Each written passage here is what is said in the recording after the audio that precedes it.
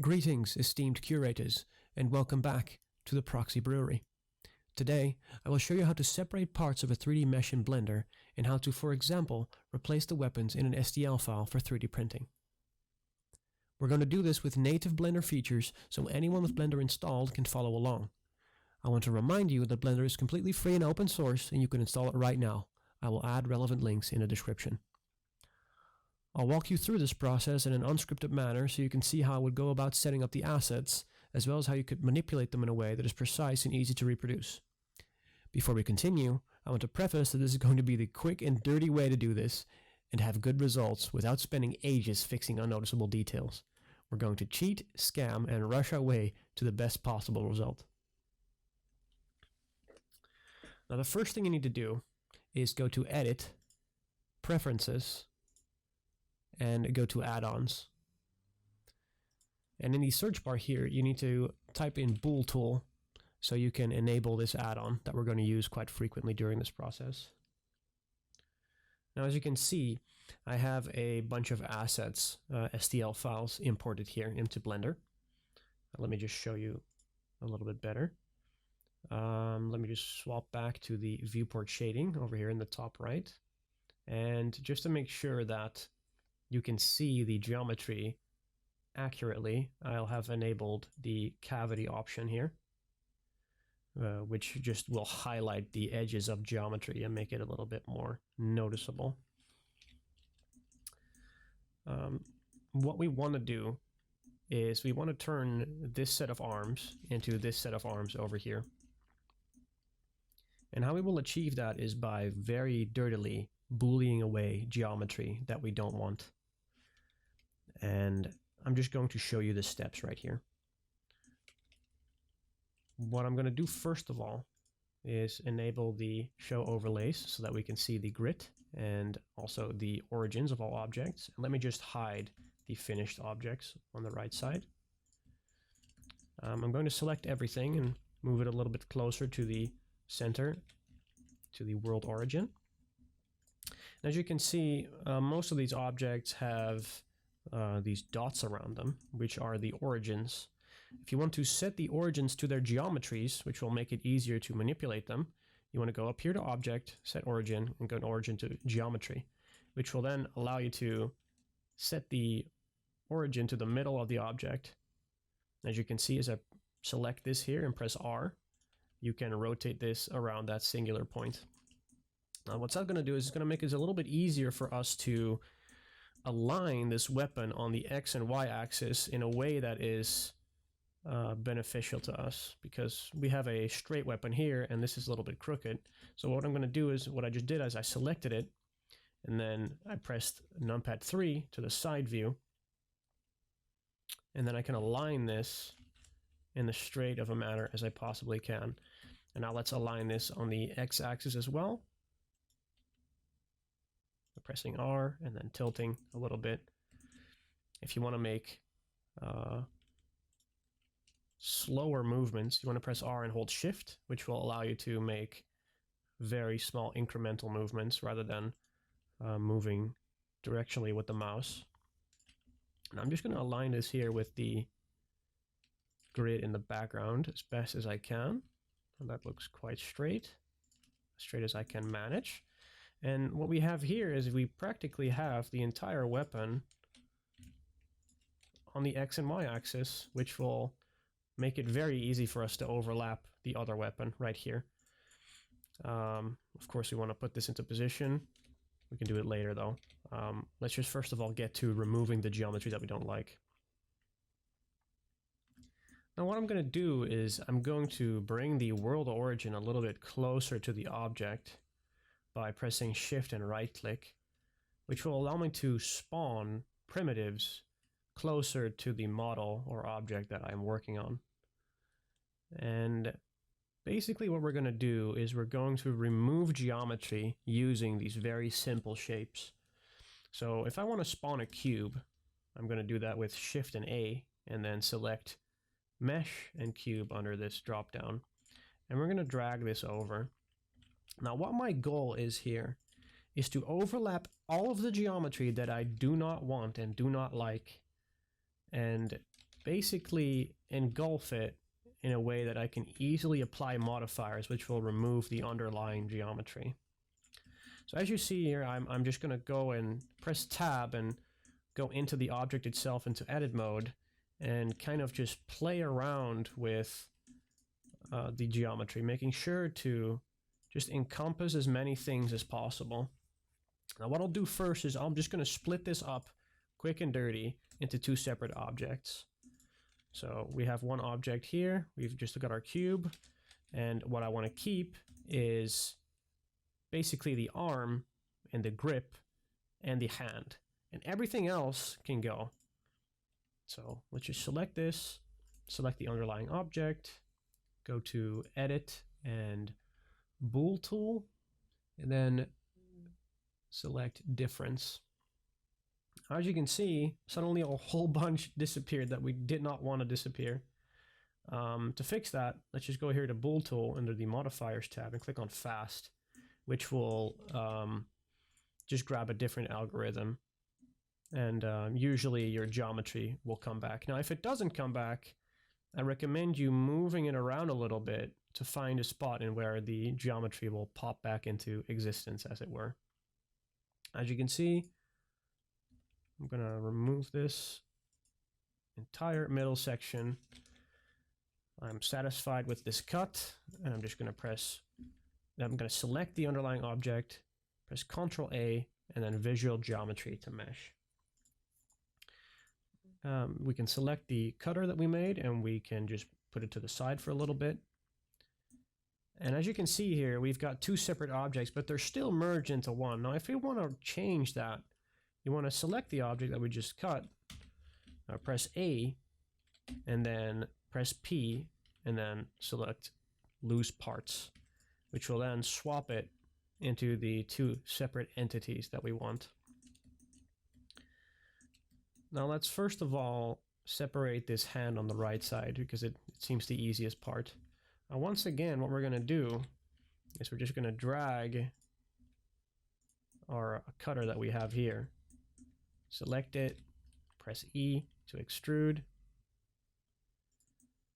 As you can see, we're already overlapping quite a bit here. It's within the wireframe. Let's just make sure that most of this will be completely gone. Oops. Select this, move this over. Now if you don't exactly see what you're doing and you want the mesh back, you can go over here under the object properties and then select display as solid, which will bring back the original cutter. Now I'm fine with removing all of that, and I'm going to just do that by once again selecting the cutter, selecting the object that I want to cut, go to difference, and there it is. Now once again we can see that the thing that we're cutting has completely vanished, and I'm just going to select it up here in the top right to get back to what we were trying to separate and go back to fast. And as you can see, once again, we've got the geometry back that we want to keep. Now, I see here in the bottom I want to remove something else, so I'm just going to go into the object with tab, select the face that I want to extend, press E to extrude, and there you go, it's all gone. I'm fine with this. Let's just select it again, Visual Geometry to Mesh, and then let's just delete this primitive.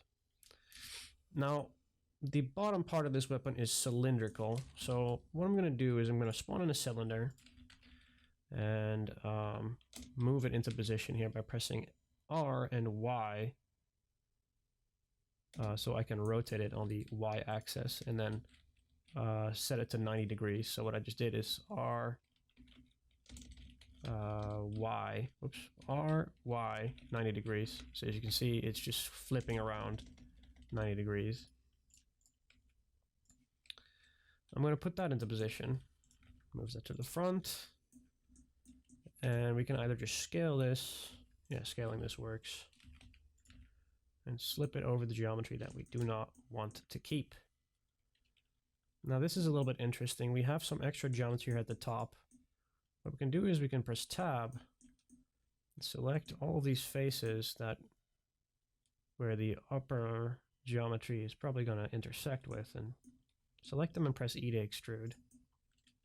As you can see, that didn't quite bring us the things that we wanted, so we have to move it slightly on either side. So I see that the other side, it cuts it quite well, but here in the front, I'm just going to select this edge by pressing 2 to go to edge mode, and then I'm going to slide this over really quickly. As you can see, the geometry is completely overlapping. I'm fine with that. Once again, select the upper cutter, select the bottom cutter, press difference. Now, not a whole lot happened here. Set it to fast. Boom. Look at that. Bunch of stuff has just vanished, and I'm not quite happy with the lower part of this. So I'm just going to move it a little bit down so that extra bit of geometry is all but removed. I see a little bit of a thing right here as well. I'm going to see if I can't press Ctrl+R and slide an edge loop around that. Actually, you know what? No, we'll do that differently. Let's just apply this visual geometry to mesh, remove the cutter, and then go in and delete the vertices ourselves. So as you can see here, this is a little bit dirty because we did such a dirty cut. But we don't care. We're lazy as hell. So we're just going to select these vertices into edit mode. And basically, I'm just going to press M, merge at center, and just slide this back into position. I do not care. Let's do it at the same way over here. Select these. Select M, merge at center, and then just move the vertex back to where it ought to be. And then swap out of edit mode. Oops, I pressed slash here, which will focus on the object that you're working on. And now we've got our hand. Look at that. Now let's do the other side. I'm going to once again grab a cutter by spawning in geometry with Shift A and then selecting a cube. Move this over here. There you go. I'm quite happy with how that would look. It's not going to destroy too much geometry that we do want to keep. And let's just remove that for now. Once again, select the cutter, select the underlying geometry, go to Brush Boolean and click on Difference. There you go. That looks fine. Let's set the visual geometry to mesh to lock in our cut. There it is. It's all gone. And we've got his stock here. Now here is where we can do a couple of things. The first is I want to remove as much geometry as I physically can. So I'm going to spawn in a plane, move that over, and actually slide this into view here. Now to do this in the best possible way, I'm actually not going to use the plane. I'm just going to merge it all at center so that I have a singular vert, as you can see here. So what I did is I selected all, pressed M, merge all into center. And now I have a singular vert that I can draw with, kind of. So what I'm going to do is I'm going to do this. I'm going to use the singular vert to just extrude along this edge on the front, because, you know, that's where most of the geometry is anyway. And I'm just going to remove it as closely to the mesh as I can. There you go. Move this over. Right over here. And make sure that this other edge is on the other side. Now I have a line of vertices, which I can select with A and press E to extrude. If I press Y, I can do it directly across the Y axis. Now I've got this nice little slice right here. Now I don't want to, actually that's not going to cut too much off of the thumb, so I'm just going to leave it. And I'm quite happy with the angle that we've taken here. But on the other side, you're seeing that there's a lot of geometry left that we can, that's just going to attach to the mesh. So what we'll do is we'll slide this over by making an edge loop with Ctrl+R. And I'm just going to try to put that in the middle-ish. As you can see, if I press here to X-ray mode in the top right, you can kind of slide it to the middle of where I think the handle is, or the stock rather. And then I can use this other edge to select it, go back to normal mode, and I'm just going to pivot this down to get as much of this geometry as I can, catching it. Now, this is going to give us a very jagged edge here, a very jagged plane, a lot of geometry, but fret not. We're going to remove everything above it by selecting all with A. And remember, we're still in edit mode, and press E to extrude. As you can see, most of this is now intersecting with our cutter. Let's just select these two planes, bring them out a little bit to make sure that's all intersecting. I don't like this. I do want to keep most of the thumb. So I'm just going to quick and dirty. There you go. Move that up top. I think this can use a little bit of work too. Move that over. And I think this is okay. Let's just try it. Let's center our view here. Brush Boolean. Oh, everything's gone. Oh, let's try to select fast. And there you go. Look at that. Now most of that geometry is gone. I'm satisfied with that cut. We're not going to bother with the rest of this. I'm just going to show you a different way on how I would merge this ugly geometry with the smoother surface of the arm. So let's just visual geometry to mesh, delete our Boolean cutter. We've got this. Now, the best way to salvage this situation, if you really wanted to remove this, even though I think most of this won't even be shown if you 3D print this, is to first of all cut this arm up so that we have less geometry to work with. And then we're going into Sculpt mode to kind of fix what we've got left. So let's bring in another cutter here. And we want to make this pretty small because we just want a section of the arm left. There you go. Bring that cutter in. Make sure it doesn't delete too much of the geometry that we want to keep. And just scale that into a really thin slice. We'll keep that right there. And then we'll do the same over here. I'm just going to rotate this, move this over, and let's just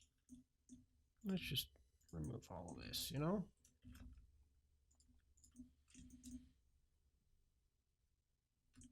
You won't be needing most of this stuff anyway. Actually, we can probably just pivot it in a way that will allow us to keep most of the handle. Yeah, there you go. Now I've got these two cutters here. Let's do the exact same thing we've been doing.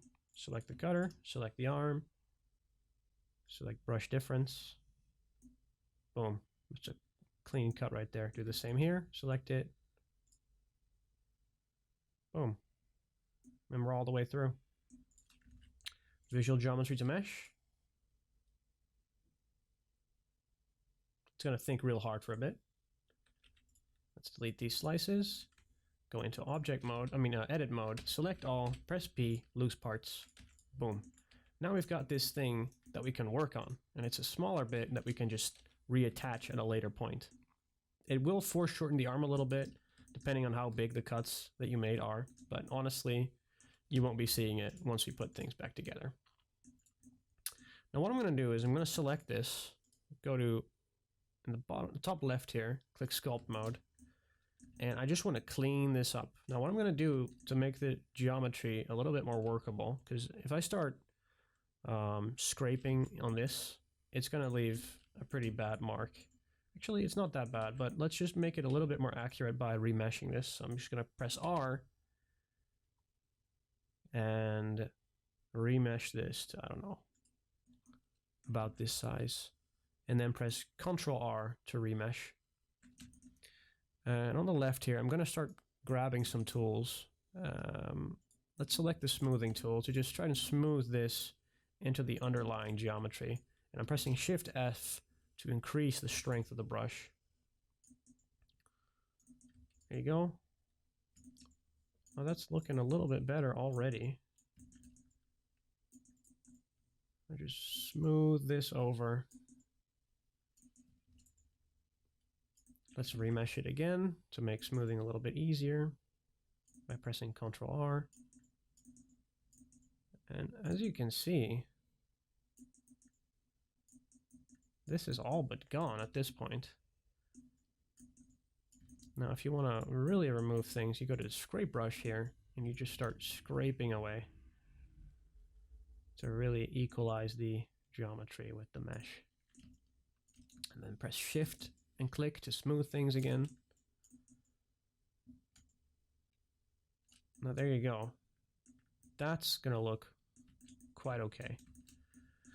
If you want to go the extra mile, you can go to the Crease brush and crease this into a more acceptable shape to your liking. But honestly, for a quick and dirty thing that no one's really going to notice on the back side here, this will suffice. Let's also do this for this. Scrape this away, just selecting the scrape brush and going to town on this, and then smoothing it back over by holding Shift click and drawing yet again. Now, as you can see, that's quite okay. We're getting somewhere now. Let's go back to object mode after this is all finished. And to make sure that our geometry doesn't go into the millions of polygons, let's just select the thing that we just sculpted on and go to the right to modifier, and let's just decimate this by 0.2.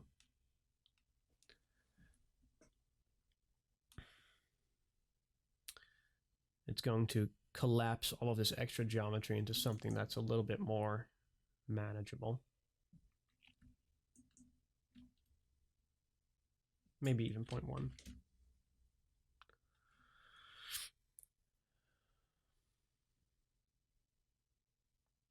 And once this is done, once again, visual geometry to mesh,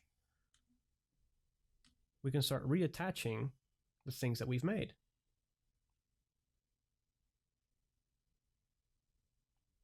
Bear with me, my computer is a little bit slow as we are applying the modifiers. There we go.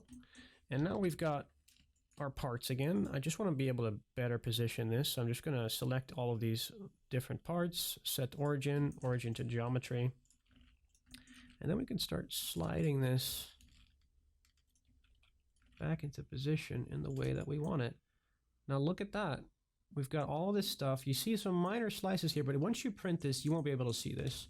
And just to drive that point home, even in the viewport, if you now want to merge all of this back together, select everything you just edited and press Ctrl+J.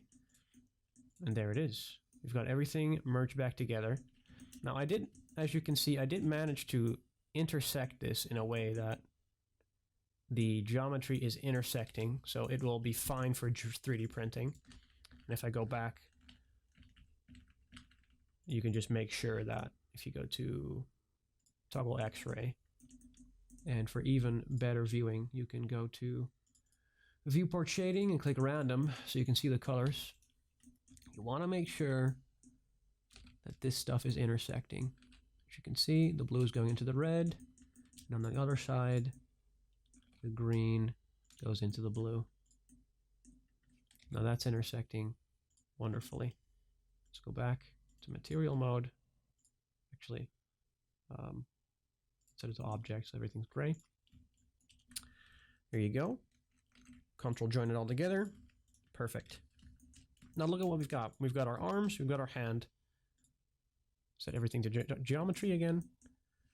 And then we want to put our new weapon into position. Let's grab this. Slide it on over. I'm just going to overlap this once again with the grip that we already have. And this hand, let's move it a bit forward.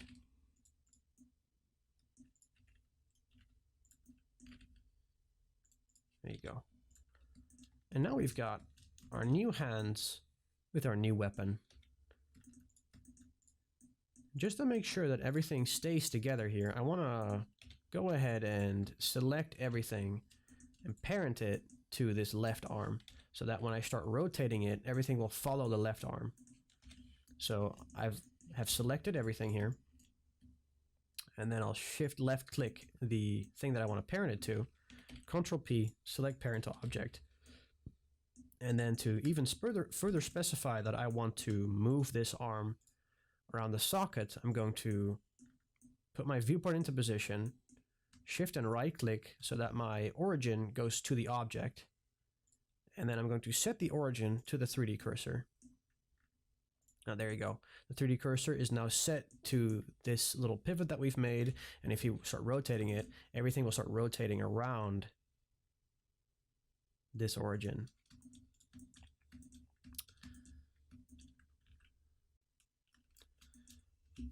I forgot to add the other arm, so I've just quickly imported the other part of the STL, and I'm just going to move this into position as well. Oops. There we go. Just going to make sure that the wrist lines up with the arm in a quick and dirty way. Once again, I want this to follow the other arm, so I'm just going to select our newly imported arm, select the thing that we want to parent it to, Ctrl+P, set parent. Everything is now going to follow. Now we're on to the part where we can just position everything that's left. So if I want to build this a little bit similarly to the other thing we've made, is I think what I did is I'm just going to mirror this, selecting the legs, go to Object, Mirror, X Global, there you go. And then once again, if you want to angle things from a particular point, for example, this chest, I want to align it better with the legs. I'm just going to right click to set our 3D cursor onto the object. Go to Object, set Origin, Origin to 3D cursor. And now look, we can just pivot this around this new origin. Set this here. I'm just going to put this into position here. And once it's a 3D model, so we need it to intersect with the legs. There you go. It's intersecting. Let's grab our head. So the exact same thing. If you press slash, by the way, it will zoom in on the object that you've selected, and you'll just have it separated from the rest of the things in the scene. So you can easily just, once again, shift right click, go to Object, Origin 3D cursor, and then we can pivot around this new origin, which will make it easier to intersect it and also for us to move the head around. That looks pretty cool. Let's grab the rest of the arms, put those in position. There you go. This is intersecting nicely.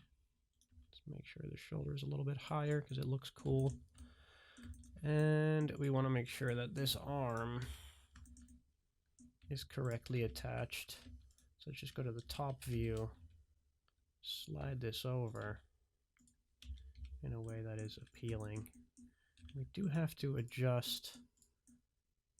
Now I don't want it to follow the arm anymore because we need to move this part individually. So to remove it from its parent, you select it, press Alt+P, clear, and keep transformation. So now it's once again separated. It won't follow the rest of the mesh anymore. We need to just slide this into position so that it allows us to actually attach the arm. And I'm just going to press slash and go into here so I can set the pivot as well. Once again, shift right click, go to Object, set Origin, Origin to 3D cursor. Now we can just manipulate this in a way that we can just add it to the model. There we go. Hand is looking okay. We can maybe even move the hand up a little bit. And see, it's not quite intersecting properly, so that we can even move it back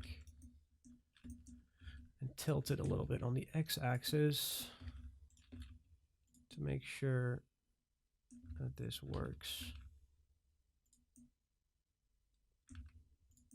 Maybe even put it right there. Slide this back, slide this up. And this is, of course, all to your personal preference. The most important thing is that the geometry is intersecting, because that way things won't start floating randomly. There we go. Well, that's quite okay for me. There we go, it's all good and intersecting. Just move this up a little bit maybe. I do want the bottom of it to go in there. And if you are worried about this thumb, you could just go in and go to Sculpt Mode, go to Elastic Deform, lower this down with Shift F, the strength of it, and just start pulling things so that it looks right once again. Do this as well. And if you think, for example, I think this is a little bit thin in the bottom here, what we can do is we're just going to remesh this hand to a higher voxel value, and then we can just inflate parts that we think that are too thin.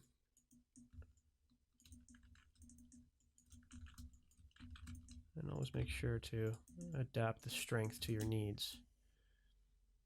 That's a little bit thicker now, and it's intersecting nicely. Make sure the pinky finger works like that. There you go. Now that looks quite clean. Just need to put this arm up a little bit so that the sleeve comes into contact with the arm. And I think we can even foreshorten this arm a little bit, because right now it's clipping into the hand. So let's just go back into Sculpt Mode, go to Elastic Deform, and let's just nudge that into position. Look at that. That's going to work quite fine. Making sure this intersects. This is going to look dirty, but like I said, we're about quick and dirty right now. We want to get this stuff on the road. That's fine as it intersects right there. Now, we've got our model. As you can see, everything's intersecting. If we go to Viewport Shading, Random, and we go to X-ray mode, all of this stuff is intersecting. There's no floating islands anywhere. We've completely adjusted the position of the arms, and this will print quite fine. But just to make sure, let's merge this object together by selecting all, Ctrl+J. That will put it into one singular object.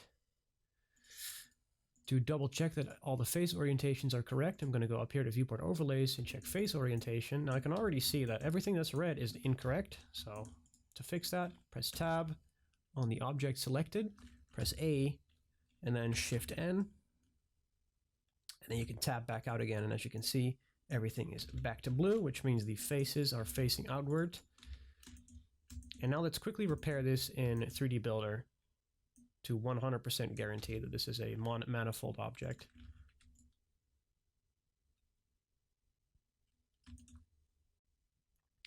And to export this as STL, let's just go to File, Export STL. After selecting the object, go to Selection Only, and then you can give it a name wherever you want to save it, and press Export STL. Now let me pull this into 3D Builder. I'm just going to drag it from the folder that I saved the object in to the program. As you can see, it's importing. There's a little dude that we created in Blender, import model, and it seems that it's completely manifold. If it wasn't, it would have given us an error in the bottom right, in which case we could just click the error and it will automatically start repairing the mesh into a 3D printable object. Let's make sure to save this as, I'm just going to name it repaired. And if I now bring this into G2 Box, you'll see that it is completely perfect and ready for supporting. Thank you so much for watching. I hope this wasn't too chaotic of a tutorial and that you could follow along without too much trouble. If you have any questions, you can leave a comment and I'll try to help you out. You can join my Discord for more resources like this in the link in the description down below. Don't forget to leave a like and subscribe for more content like this.